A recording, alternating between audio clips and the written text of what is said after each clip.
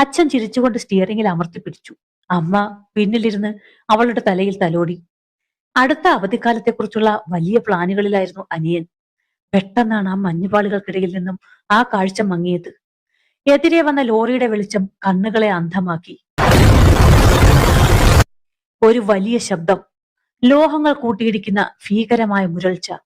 പിന്നെ എല്ലാം നിശബ്ദമായി. ദിവസങ്ങൾ നീണ്ട ഇരുട്ടിനു ശേഷം അനന്യ കണ്ണു തുറന്നത് ആശുപത്രിയുടെ വെളുത്ത ചുവരുകളിലേക്കായിരുന്നു. മരുന്നിന്റെ മണമുള്ള ആ മുറിയിൽ അവൾ ആദ്യം തിരഞ്ഞത് അച്ഛന്റെ കൈകളെയായിരുന്നു.